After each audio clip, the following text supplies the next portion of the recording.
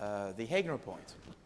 So what I was doing last time was to sort of develop some general machinery, a general approach to bound the size of a Selma group. And I placed the discussion in a broader context. So I gave myself a finite module over the Galois group of K, any finite module M, and a collection of what I called Selmer conditions, which was the data for every prime V of K of a subgroup of the local cohomology group, H1KVM, with the restriction that for almost all V, this should be the set of unramified classes.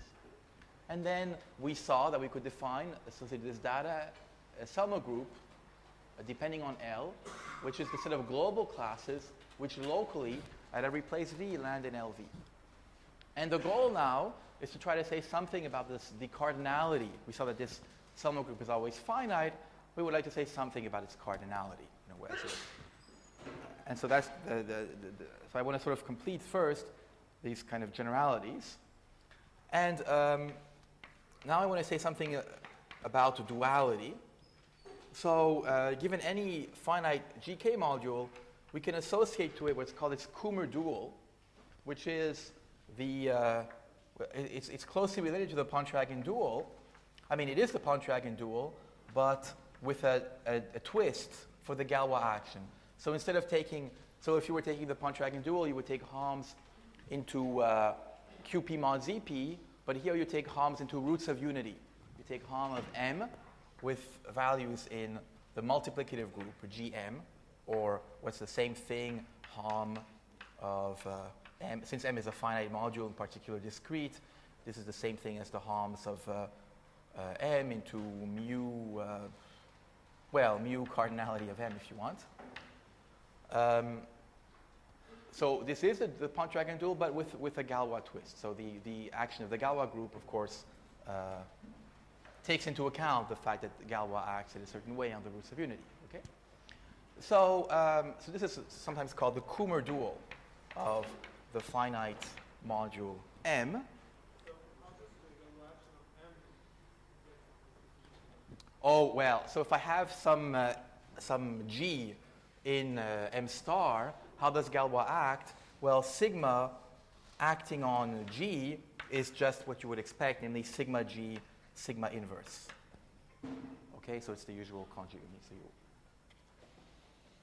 if I want to define a left action. Okay.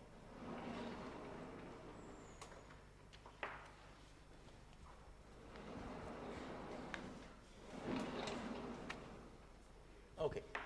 So we have a cup product from the H1, so the local H1, KV with values in M, and the H1 of KV with values in this Kummer dual. So of course, so this, I can map this to H2 of KV with values in M tensor M star, but now I use the fact that M star is M Hom M with values in root of unity. So this is H2 KV with values in GM, which is an object which you, by now in the summer school, you know very well. I mean, you've seen many lectures on the Brouwer group in previous weeks. This is just a Brouwer group of KV, which is canonically identified with Q mod Z. So we have this canonical bilinear pairing, between these two local cohomology groups with values in Q mod Z. And this is sometimes called the Tate pairing. So it was first studied, this duality was first studied systematically by Tate. And we have the following basic theorem about this pairing. So the general results on duality for local Galois cohomology. So this pairing, so I'm going to give a name to this pairing. I guess I'll call it like this with angle brackets sub V. Okay. So the pairing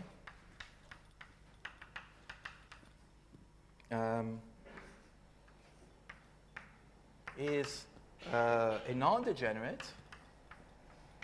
So both on the left and on the right. Non-degenerate bilinear pairing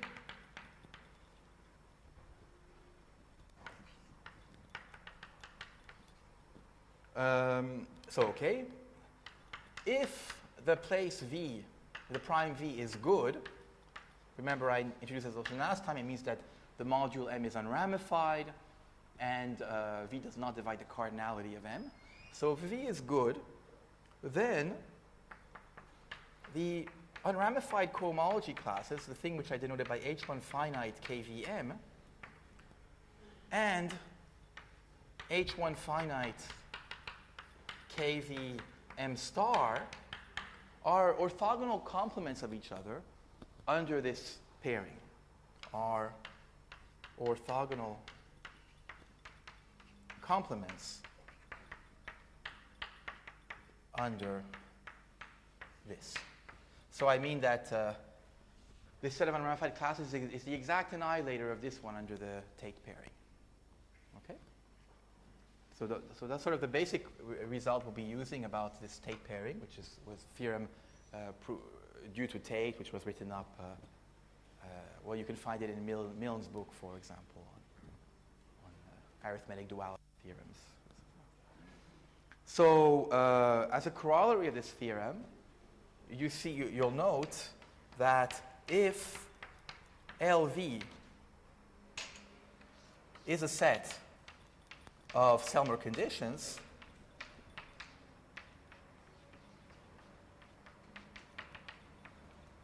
for this Selmer group H1 KVM, H1 KM, then I can also consider the orthogonal complement. So I can define LV star to be simply the orthogonal complement of LV under the Tate pairing. Okay, that's my definition of LV star. Then this is also a set of Selmer conditions, because LV for almost all V is the unramified classes, and then LV star will be also the unramified classes for the Kummer dual. So it's also a set of Selmer conditions, and that means that we can define a dual Selmer group.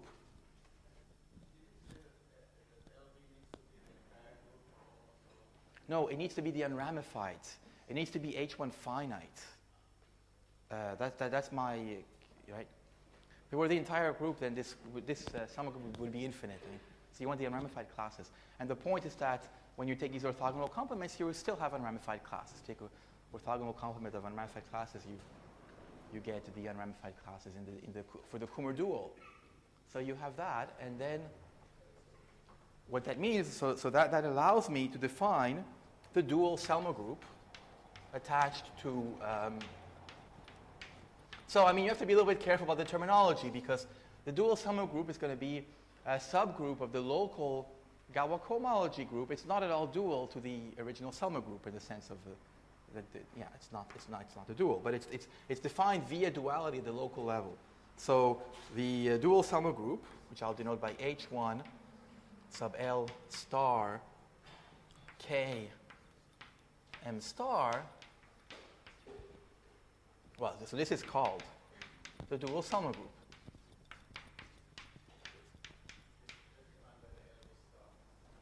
Yeah, so L star, it's a piece of notation. So L star is the collection of LV stars.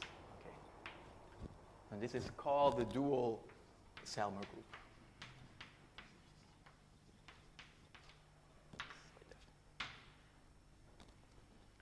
So the dual Selmer group of H1 KM.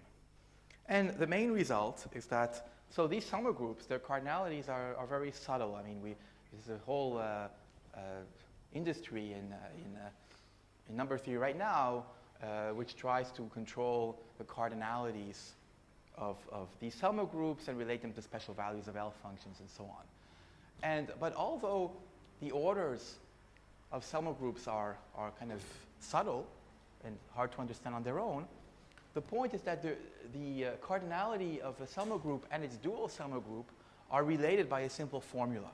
And that's going to be the key So your definition, in places where LV is the whole, you have a complete description of the LV star in those cases. Yeah. Meaningful.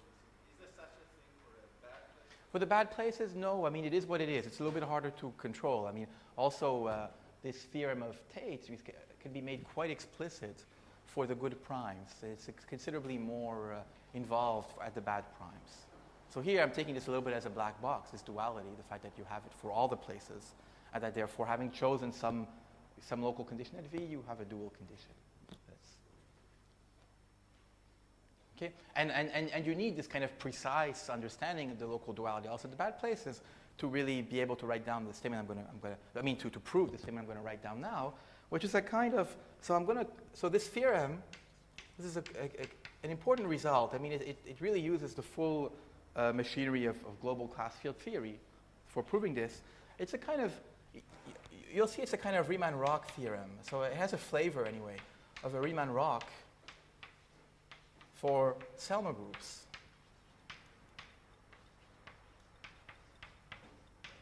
In the form I'm going to state it now, it appears in a paper of Greenberg, Ralph Greenberg. I mean, although, yeah, and the formula is the following: that if you try to, so if you look at the order, the cardinality of H1 sub L Km, so the Selmer group attached to the choice of these local conditions, and you want to compare that with the cardinality of the dual Selmer group, H1L star Km star, you can write this ratio as a product of simple local terms, which are easy to control. So, well, you have a ratio of H0s, or global H0s, H0 Km, divided by the cardinality of H0 Km star. That's not very difficult to control. I mean, in fact, very often, certainly in the context at hand, these M's that we're dealing with elliptic curves will have no H0s. So anyway, H0s are always easy to compute. And then we have a product of local terms. So the cardinality of LV divided by the cardinality of H0 KVM. So the invariance of M under the action of KV. Maybe this is a good point to, okay, so this is the formula. Okay? Now, maybe let me make this as a remark that if V is good, then the cardinality of H1 KVM finite is equal to what's downstairs, to the cardinality of H0 KVM.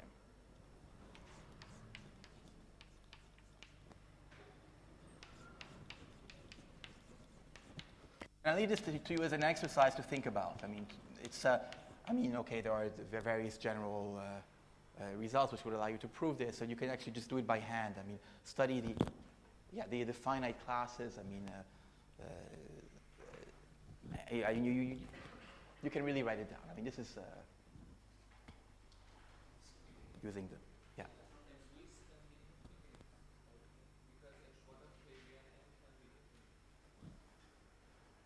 Which H1 of M is a finite module. M is a finite module, so everything is finite, sort of. I mean, for the local Galois cohomology, even the full local cohomology is always finite. So the global H1 Km, could certainly be infinite. But I'm cutting down its size by imposing these local conditions. Once I put this L here, so this, I mean, it's by no means a trivial fact that this is finite. This is using here Amit Minkowski, okay? But I claim that the fact that these, it's not enough. I mean, okay, these terms are all finite, I'm claiming, okay? But you need more than that because you're taking a product over all V, right? So you need to know that these terms are 1 for almost all V. And what I'm saying is that if V is good, then the finite classes are equal to this H0. And by my definition of Selmer conditions, these LVs are H1 finite for almost all V. So almost all terms in this product are 1. Okay? So that's certainly something that you need to What is it? Absolutely, absolutely, yes. Because for the yeah. Okay, so you're doing the exercise here. So that's a.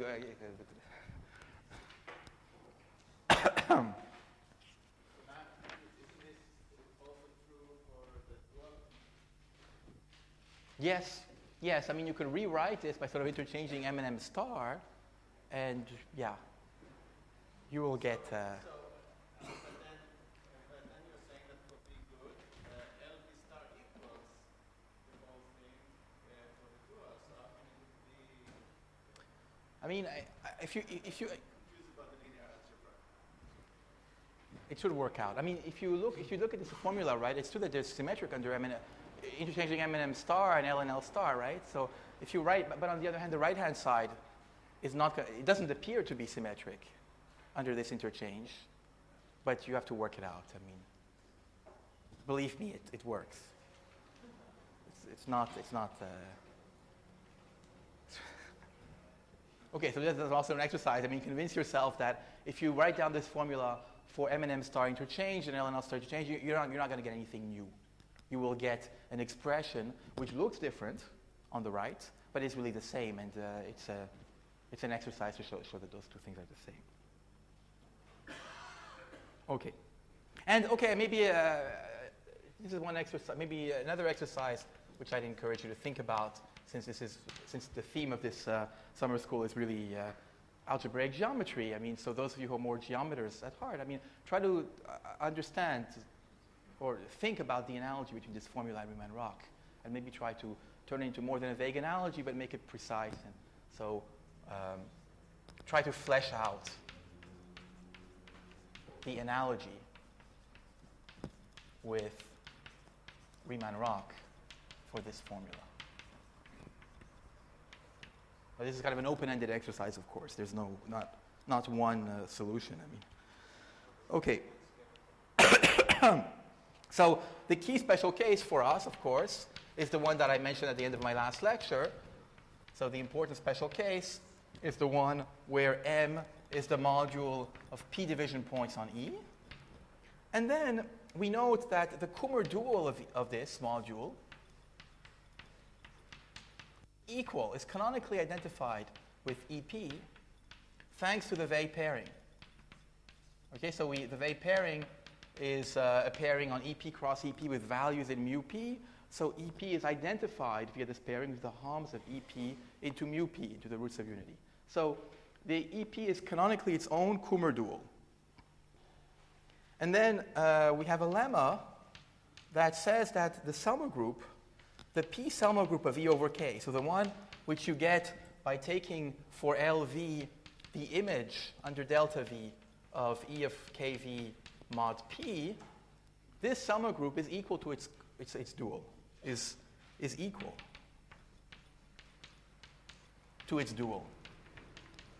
In other words, what I'm saying here is that these LVs are their own orthogonal complements relative to the Tate pairing, to the local Tate pairing. And this is kind of notable because you see these LVs, they depend on the elliptic curve. I mean, I could change the elliptic curve, maybe have the same EP, but maybe, for example, if I have bad reduction, I mean, I still have this statement, this local statement that the image of the local kinetic homomorphism is a sort of a maximal isotropic and is its own orthogonal complement under the Tate pairing. Okay, so knowing that the P Selmer group of E over K is equal to its dual, if you plug it into this formula, then of course on the left you're going to get 1, right? The order of the Selmer group divided by the order of the Selmer group.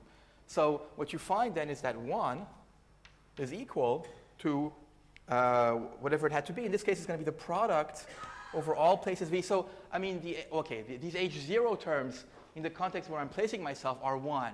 But anyway, certainly the ratio is always 1. But in any case, I'm assuming that M has no stable subspaces. So here I'm taking, I'm taking K equals Q, I guess. But okay, what I'm saying here is true for general K. So might as well stay on that level. So it's E of KV mod PE of KV divided by EP of KV. Okay, that's what I get as the product of local terms on the right, right? Because because LV is just this. It's the image of this under the corner. So that's the cardinality of LV up here. And the H0s of KVM are just the points of order P defined over KV. You notice you're assuming P is not 2. Am I assuming that P is not 2? Oh, because you're worried about the complex places, about the infinite place. You see, this one is true regardless of M. It's also true if M is of order 2, but you're right. You have to take a product over all places. That's important. In fact, it's always important. It's good that you point out. I take over all places, including the Archimedean places. Otherwise, it's not true. And then having said that, I guess, okay, yeah, I mean, let's assume P is not equal to 2. Otherwise, you get an extra contribution here. It doesn't, yeah. Yeah, I mean, I assume from the outset that P is not 2. There would be many other problems that will surface later if P equals 2. In Kolyvagin's method, you're going to see we're going to use eigenspaces under various involutions, and then it's better to be with an odd prime. Okay, so we get this formula. And okay, so I want to. Yeah, okay, maybe this also you want to think about to try to prove this. So, exercise actually. Prove this directly. I mean, this is also a fun exercise. Prove this directly. And okay, I mean, if you do this, you'll see that the interesting part of this exercise is that these individual terms are not all one. Okay, so you really need that. What happens is that you're going to have two v's that are going to contribute something special. So do this directly for k equals q. Okay, let's just think about the case k equals q. You're going to have two interesting places which are going to contribute something, namely v equals p and v equals infinity. I think that for v equals infinity, you're going to get a 1 over p, and for v equals p, you're going to get a p. So, but then these contributions cancel out, that infinity and p. For all the other v's, this term is going to be 1. But so it's a local calculation, so you can do it directly. You don't need this global result, but out of the local calculation, you can at least conclude that the cardinality of the Selma group and its dual are equal. I'm telling you that something more is true, that in fact the two Selma groups are really the same.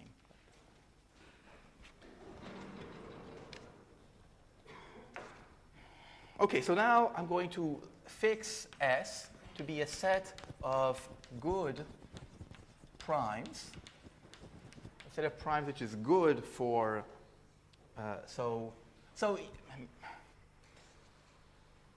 L, set of primes L not dividing P times N in this case. N is the conductor of the elliptic curve, and P is the prime, the descent prime which I chose, right? So L not divides P for L and S. Okay, so I want to now define two new Selma groups. So one of the ideas in the method is to try to study the Selma group of E by changing the Selma group by allowing ourselves to vary the set of local conditions which we impose on the cohomology classes. So I'm going to define two types of Selma group: the relaxed Selma group at S, the relaxed Selma group is going to be denoted in the following way. I'm going to write it cell PE over K with a round bracket S here. So this is just the set of classes in the Selma group in H1, in the global cohomology, H1 of KEP, such that the restriction at V of this global class belongs to delta of E of KV mod P. But I'm going to insist on this condition only for the primes V which do not belong to S. So at the primes in S, these classes can be whatever they want. Okay? So this is sort of relaxing the local condition. I don't insist anymore on being a local point at S, but you can be whatever you want. So this is sort of a potentially larger Selma group than the original one. And then you can also consider the restricted Selma group, which is what you get by insisting that the classes are 0 at S. So this one I'll denote by cell P of E over K with a square bracket S underneath. So this is the set of classes C in the Selmer group. So I insist on the Selmer condition everywhere, but I in fact insist on more. I want that the restriction at V of this class should be 0 for all V in S. Okay? So you have these two flavors of Selmer group, one where you relax the local conditions at S, and the other where you restrict the local conditions, that you require that the class be 0 locally at all the primes dividing S. Sorry, in my relaxed here? Is that what you're asking? H1, yeah, so this is just, yeah, P torsion again, sorry. Sometimes I write, I mean the, yeah.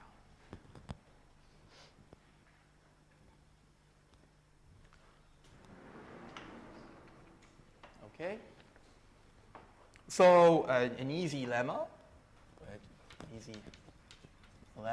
is that these Selmer groups are dual to each other. Okay, the restricted and the relaxed, the P Selmer group of E over K, relaxed at S, is dual to the relaxed. I mean to the restricted Selmer group.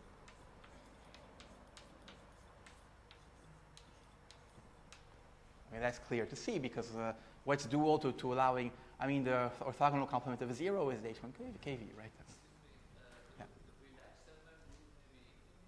No, it's still a Selmer group. Oh my God, I'm sorry. No, but you see, I'm asking that the restriction at V of C belongs to this for all V not in S. So I'm only changing the Selmer conditions at a finite set of primes. Before I was insisting that for the V in S I should land in here. Now I don't insist on anything anymore. So S is finite, I'm sorry. Yes, S is a finite set of primes, of course. Is that what's bothering you? S is a finite set of primes. No. I mean, well, I mean, the way I wrote it, it could be anything, right? But I mean, I really want it to be a finite set of primes.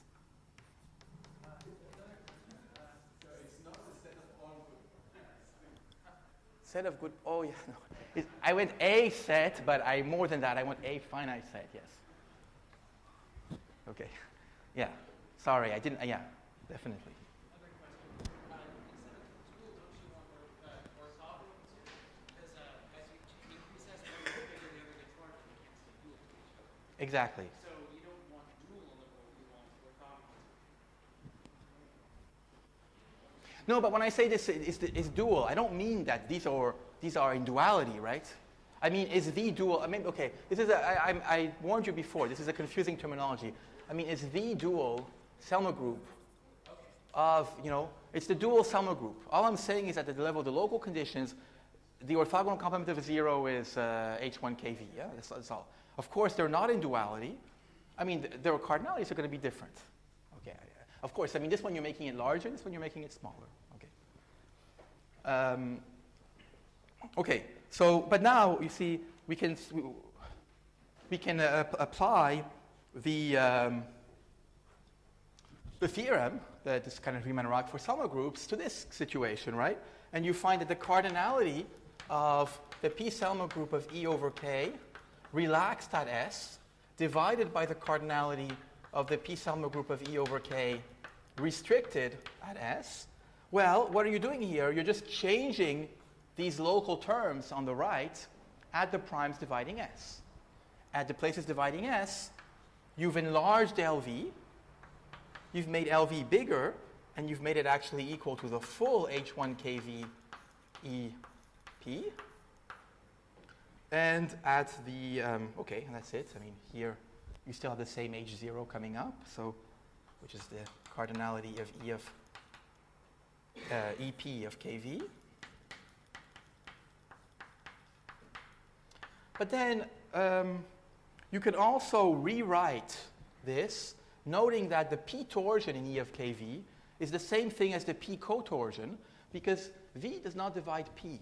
So this E of kV is essentially, it's an extension of a finite group by a v-adic Lie group. So from the purposes of looking at P torsion and cotorsion and so on, it behaves like a finite group. So I can replace this by the product over V naught in S of the cardinality of H1 kV E square bracket P divided by E of kV modulo PE of kV.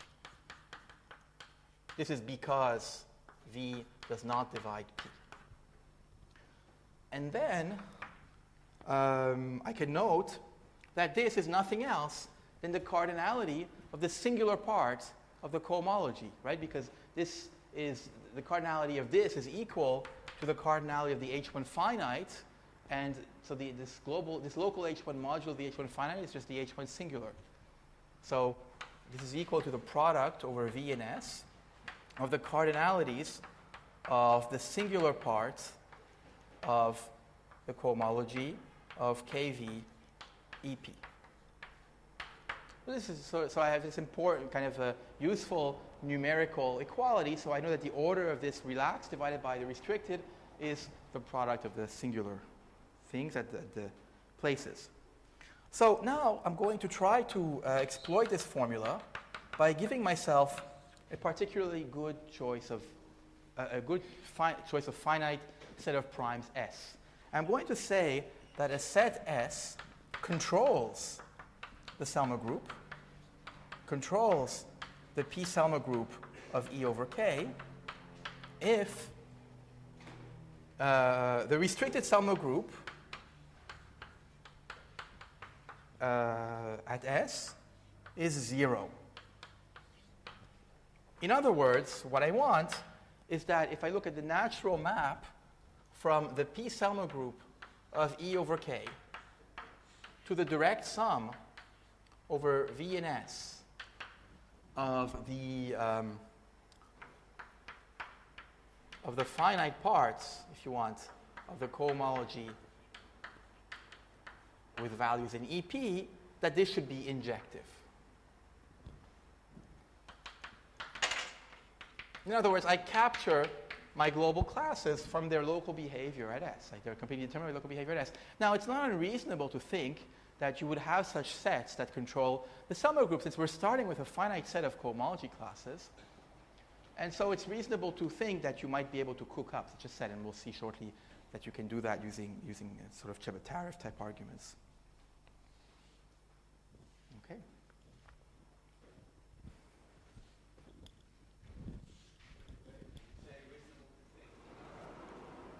It's no, it's not completely true. I think it's not completely true. There are cases. I mean, well, no. I mean, in the case with my E, right, with the assumptions I made on EP, and so it's certainly true, and I'll be explaining a little bit why that's true. It's basically Chebotarev, right? But you have to be a little bit careful when you work with modules with non-trivial Galois action. So I think there are some examples. Some people might know this actually in the room. There are examples where this can never be made to. Because when you want to control this via Chebotarev, you first make a finite extension where the module becomes trivial, and then you can apply Chebotarev. Yes, I mean, so for a general M, I don't think it's always true that you can find a controlling set.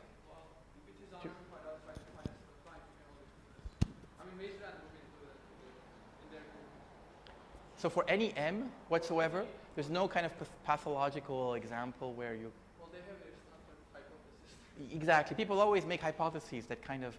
I think if you're kind of really... I wouldn't... Okay, maybe I'm not right, but I think it's... I think you need some hypotheses. I mean, if you think about the proof, well, anyway.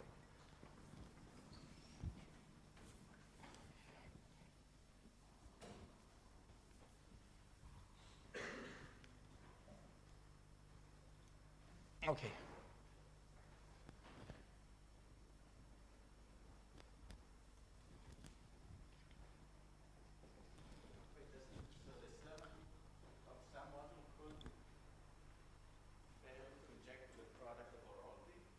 Yeah, I think it could happen, yeah. It's one of these, local, global things that... Yeah, in other words, right. I mean, you could have a class which is non-trivial, but locally trivial at all places. I think this can happen. It's a bit subtle because it's a discrete module still, but But I don't have a counterexample in mind, though. So. Okay. What did I want to say? Oh, I just remembered, actually. There was an exercise I wanted to give, which I forgot. Let me add it here, actually. Something that was suggested to me by Popescu. I don't know if he's in the room, but anyway. So the exercise is this. I should have done it earlier. So exercise. What does this Riemann-Roch for Selma groups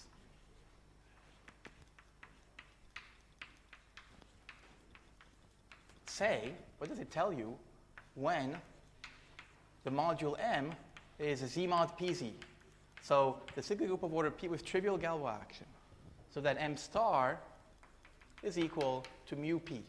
So when you kind of specialize this duality result, which I wrote down, to this case, you should recover a familiar statement of class field theory.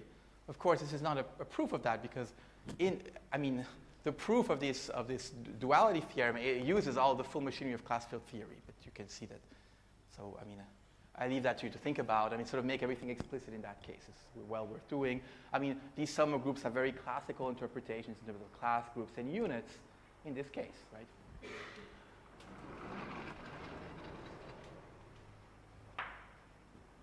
Okay. So now I'm going to suppose that I have a set of primes which controls the P Selma group. And then I observe two things, okay? The first thing that you can observe is that, well, by what I said before, the cardinality of the P Selma group of E over K relaxed at S. So you see this formula here relates, where is my formula? Here, right? I have this formula which relates the cardinality of the relaxed and the restricted. But in this case, if S controls the Selma group, the restricted Selma group is 0. So this term goes away. And then I have a formula for this one. It's just the product of the H1 singulars. So the relaxed Selma group, its cardinality is equal to the product over the V dividing V and S of the H1 singular K, V, E, P. That's the first thing. The second thing is that you have the obvious exact sequence, which goes, so you have the obvious map from the P Selma group of E over K, relaxed at S, to the product over all V of the H1 singular, V and S, of H1 singular KV EP. This is just a natural restriction map. So okay? But now, you see, so you have these two groups. They have the same cardinality by what I wrote in A, using this duality, and you have a natural map from one to the other. But this map is, of course, not an isomorphism. It has a kernel. If you take a class and you relax at S, what does it mean that this class has trivial singular part at all the V and S? It means that it's a Selma class. It belongs to the Selma group. So the kernel of this is the P Selma group of E over K. So you have this exact sequence. But these two groups have the same cardinality. And you're trying to understand the kernel of this map. So this is just the residue map, right? Or I'll call it D. It's really the sum of, for all the V and S, of the residue at V. So to control the kernel of this map is the same thing as controlling its co-kernel, because these have the same cardinality for this set of primes which controls the Selma group. And therefore, the problem becomes transformed into one of trying to manufacture enough cohomology classes in this group whose residues you can control, so that you kind of get a big image here. If you can show that this co-kernel has order at most something, then you've bounded the Selma group. So the problem now becomes one of bounding the co-kernel of this map D, this residue map. And so then now your problem is turned into one of construction. You need to manufacture ramified cohomology classes. So there's this sort of philosophy that when you want to understand the unramified classes in a Selma group, it's enough to be able to control the ramified classes, and then you have control over this is certainly, I mean, I think it's a principle which underlies any of these recent works, Kolyvagin's firstly, and the later works of Wiles for the Selmer group of the adjoint, always rely on this basic principle that they turn it into a problem of construction, of constructing ramified classes and controlling their residues. Okay, so that's all I wanted to say about the formal aspects of the argument, okay? That's sort of the general strategy for bounding a Selmer group, but now we have to put something into the machine. I mean, we need to actually construct these classes, right? And we're going to do that, and for that, there is no general recipe. There's no general method. It's very much it's much more of an art than a science. And I'm going to explain to you how it's done by Kolyvagin in the case of an elliptic curve over the rationals, and the way it's done, how these classes are constructed, these ramified classes are constructed using Heegner points. So you need this this structure to be able to manufacture these classes. Okay. So maybe before I go on, maybe this is a good point to pause and ask if there are questions. So now I'll be going to. So this is sort of the second part of my talk. I'm going to talk about Kolyvagin cohomology classes, Kolyvagin classes, and so now I'm going to revert. So from this great generality, I'm going to go down to the case that I'm really interested in. Okay. So my M now, my module M is just the is EP, but moreover K is, what is K? So K is going to be my quadratic imaginary field, which I had in the statement of Kolyvagin's theorem, okay? Imaginary field. And E is an elliptic curve defined over the rationals, okay? So it's equipped with, this EP is equipped also with an action of GQ, although for most of the argument I'll view it only as a module over the Galois group of K. But at some point I'll also be using the fact that it's defined over Q. So that's sort of the special setting in which I am. Okay, so now I want to kind of identify some good primes that I'm going to put in my set S. And those are going to be called Kolyvagin primes. So this is a definition. These are primes that Kolyvagin uses. A prime L, for the purpose of this argument, is called a Kolyvagin prime. No, of course not. In fact, yeah, it became a standard terminology later, I guess. The Kolyvagin prime relative to the pair, or the triple consisting of the elliptic curve, the quadratic field K, and the prime P, so it depends on this data, if the following conditions are satisfied.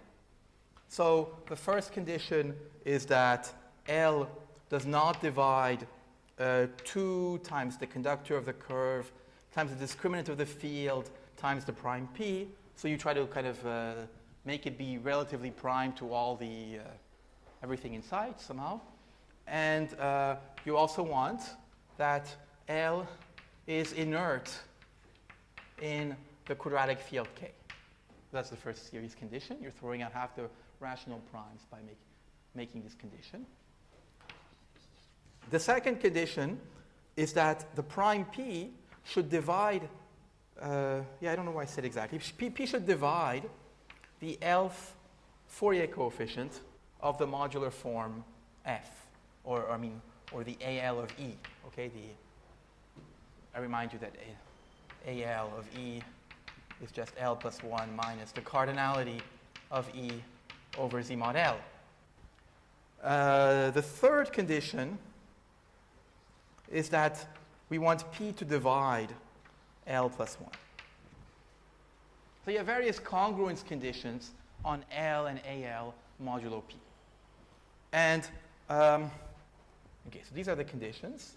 And sort of a lemma, which is important actually, is that, okay, I mean, these are not 2 restrictive conditions. There are, in fact, infinitely many Kolyvagin primes. And the idea is that it's a Chebotarev argument.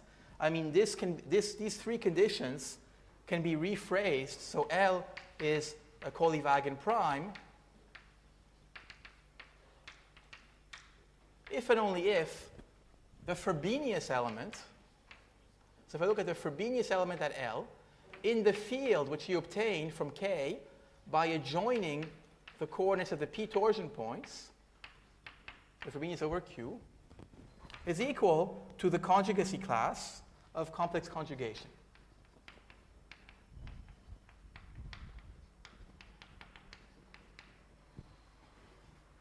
I mean, remember that the conjugacy class of complex conjugation is acts on the p torsion with eigenvalues 1 and -1. And so the trace is 0, the determinant is -1. And on the other hand, the trace is AL and the determinant is L. So you can sort of, I let you work this out. This is an exercise to show that you can rephrase this as a condition on the Frobenius element at L in a certain finite extension of the rationals. And therefore, you have infinitely many Kolyvagin primes. Okay? So maybe so L is a Kolyvagin prime if and only if this is true. Okay, complex conjugation is non-trivial in Gal K over Q, and that means that L is inert. So you can see that. So okay, that tells me that I have at least a reasonable machine in Ricci-Bertara theorem for producing many Kolyvagin primes. And in fact, I want a bit more than that. I want to be able to say that I can control the Selma group by Kolyvagin primes. That'll come up later a little bit. Okay, so we'll see later that not only do you have infinitely many, but in fact, you have enough Kolyvagin primes to be able to control the Selma group. But before I do that, let me now describe the construction of certain cohomology classes, which I'll call kappa of L. And so these are going to be cohomology classes which I construct from Heegner points. So these are the famous Kolyvagin, the famous cohomology classes that Kolyvagin constructs. So let me denote by n sub L the cardinality of the Galois group of H sub L over H, okay? Where I remind you that H sub L is the ring class field of conductor L, and H is the Hilbert class field. Okay, maybe I'll call this group also GL or something. Now, if you do a calculation from class field theory, you'll see that the cardinality of GL is equal to L plus 1 divided by some W which divides 6. Okay, so this you might have some W there. But essentially the cardinality of GL is L plus 1.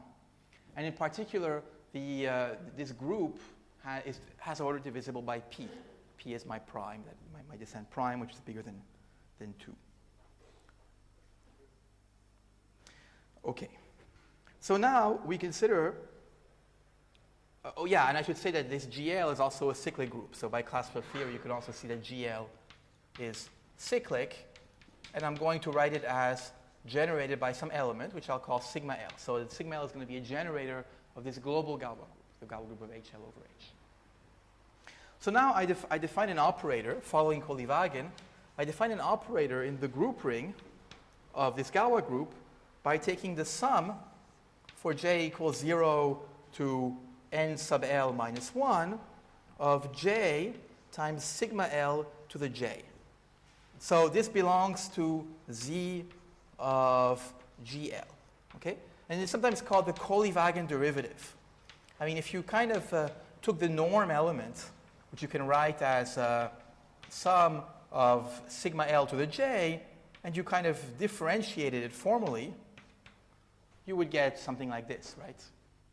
So it's a kind of...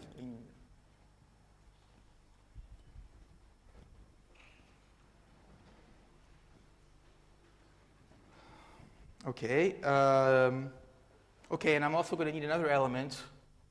I'm going to have to, in various points in the construction, trace everything down from H to K. So I'm going to introduce the trace operator to take the sum for all sigma in the Galois group of H over K of sigma. So it's like a norm element or a trace element for this Galois group. Okay, and I observe, so the key thing I'm going to use about this DL is that if you apply sigma L minus 1 times dl, you get the following thing. You get, let's see, what do you get? You get NL minus minus n sub L, where n sub L is just the norm. Okay, so NL here is going to be the sum of sigma L to the j for j going from 0 to NL minus 1. Okay, so I have this one, which is just the usual norm or trace, and this is sort of this derivative. And the point is that if you take sigma L minus 1 of this operator in the integral group ring, you get this, the order of the group, this integer, minus the norm. Minus the norm. Okay, this is a useful thing, which will be.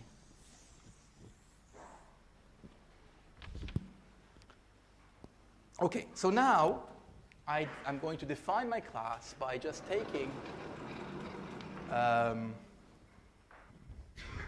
Heegner point of conductor L, which I remind you I called P sub L.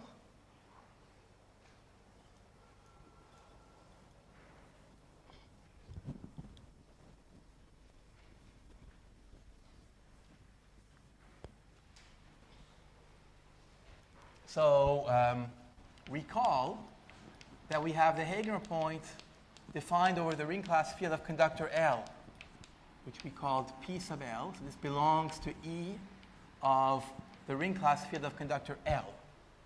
And now I'm going to consider a new point, which, well, here in my notes I call Q sub L. So by applying to this point these operators in the group ring, so I'm going to just take dl of PL, and then I'm going to apply N1. Sort of this is just to trace things from H down to K. Okay? So this belongs still to E of HL. Okay? I'm just taking certain linear combinations of Galois translates of this basic point P sub L. But now the claim, the crucial claim, is that this point, although it lives over HL, if you work mod P, if you're interested in this point modulo P's powers, it somehow descends. It wants to descend. It's invariant mod P. So the claim is that QL, this point, belongs, so if I look at its image in E of HL modulo PE of HL, it actually lands in the Galois invariance of this. So the points, the elements which are invariant under the Galois group of HL over K.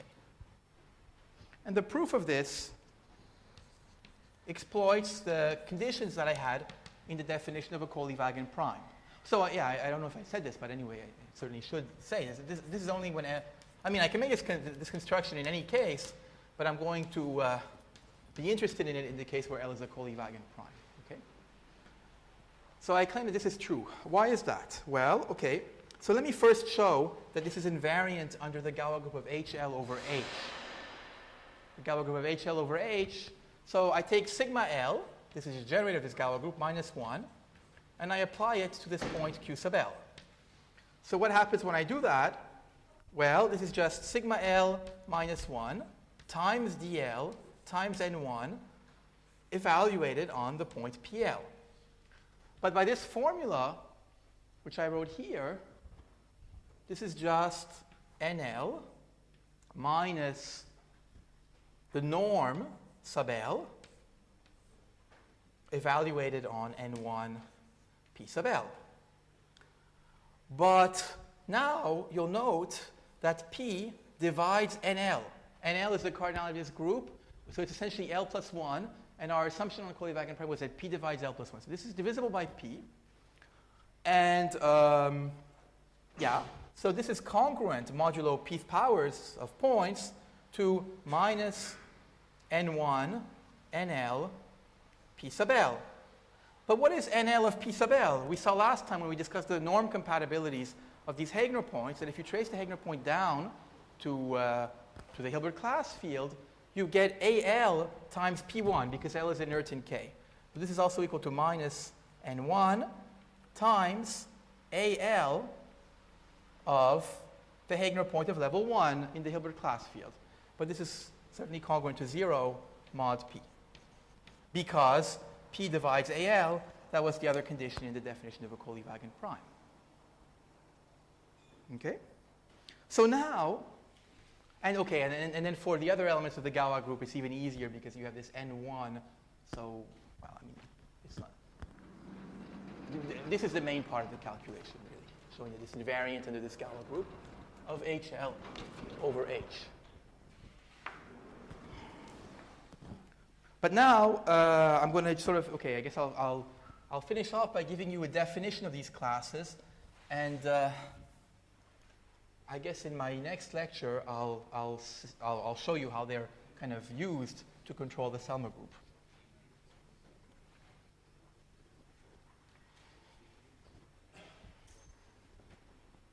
So I'm going to now define a class which I call kappa of L 0 bar. Okay? So this is going to be a class in H1 of the Galois group of GK, of the full GK, with values in E of HL. It's actually going to be the p torsion of this. So how do I define this class? Well, I'm going to define it in the following way. I say that kappa of L 0 bar, evaluated on an element sigma in the Galois group, is just the following thing. I take sigma minus 1 of this point QL. Now, I showed here that this QL is invariant mod P. So this belongs to PE of HL. But E of HL has no P torsion. So I can divide this by P uniquely. So this is an element of E of HL. And maybe I need to kind of give you an exercise to prove that in order to show that this is uniquely divisible, you need to know that E of HL has no P torsion. Okay? And I'll give you a hint to that for that exercise. I mean,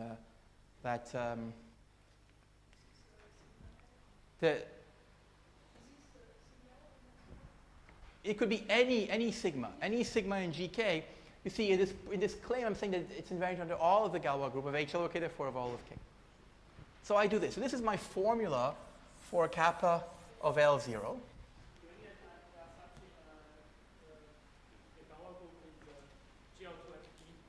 Yes. So that's where you can use that in that exercise. For my P, yeah, but I mean, I'm maintaining all my running hypotheses. Okay, so the statement of Kolyvagin's theorem for P, I put that in the P, yeah, definitely. So, yeah, you want to use that here. So the elliptic curve can have a point of order P over any solvable extension, actually, thanks to this. Okay, so that's my kappa of L0, and now I just look at, I define kappa bar of L to be the element of H1 KE, which maps to this one. So, okay, so which maps to this one under, so let's be the corresponding class, okay?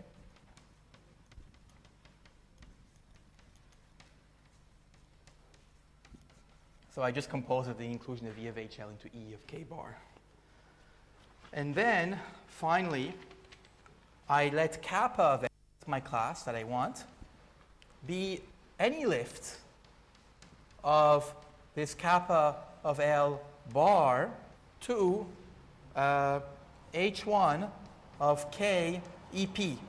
So remember the fundamental exact sequence which I'm using here is the one which goes from H1 of K EP to KE P torsion, and with kernel E of K mod P, E of K. So I've constructed a class in here, a P torsion class. I mean, it's not hard to show that this class is killed by multiplication by P. Okay, just look at the definition. And I just take this class and I lift it to here. And that's my kappa of L. Okay? And, okay, so maybe it's good to end here. I mean, I'll end with the construction of these classes. And in the first maybe half of my lecture next time, I'll explain quickly how these classes, what are their basic properties, and how these basic properties can be used to actually, what we're going to show really is that we can and now the strategy is clear, right? We have this machine for manufacturing cohomology classes in terms of Heegner points. We're going to show that these cohomology classes can be used to control to produce enough ramified classes so that the co-kernel of this map residue is of dimension at most 1. That's going to be the argument. So that's it for today. So actually, before I end, I just want to make a last comment which concerns the lecture of this afternoon by John Voigt, which is going to be about Shimura curves. And this is sort of taking up a theme that I want to discuss more tomorrow and on Friday, which is the problem that this proof of Kolyvagin's theorem that I'm describing here, this whole strategy for understanding BSD, is very much tied to the rational numbers. Okay? So it seems like, because we're using the fact that elliptic curves are modular, so that for any elliptic curve over Q, you have this nice parametrization by a modular curve. So one thing you'd like to do, especially if you're interested in this kind of from a kind of Diophantine point of view, understanding sort of the general theory of curves, you would like to have similar evidence for the BSD conjecture for elliptic curves or abelian varieties over general number fields. So you might ask whether there are similar parametrizations and CM points in other contexts. So what John is going to explain this afternoon is that there are generalizations for certain number fields which are called Shimura curves. I mean, these Shimura curves were already alluded to in a number of other lectures previously. For example, in the lecture of Noam Elki's, these were mentioned briefly. And so these actually work in the context where we have an elliptic curve defined over F, which is a totally real field.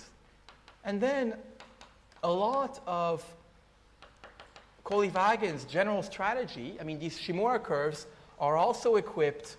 We can find our elliptic curve in the Jacobian of these Shimura curves in many cases. The Shimura curves are equipped with a nice collection of CM points. So we can kind of run through this whole Kolyvagin strategy and Gross-Legge strategy in this context as well. So we have a lot of evidence for BSD also over these totally real fields thanks to these new kind of curves. And I'll be talking about them more. I mean, so John will talk about them this afternoon from a computational point of view. So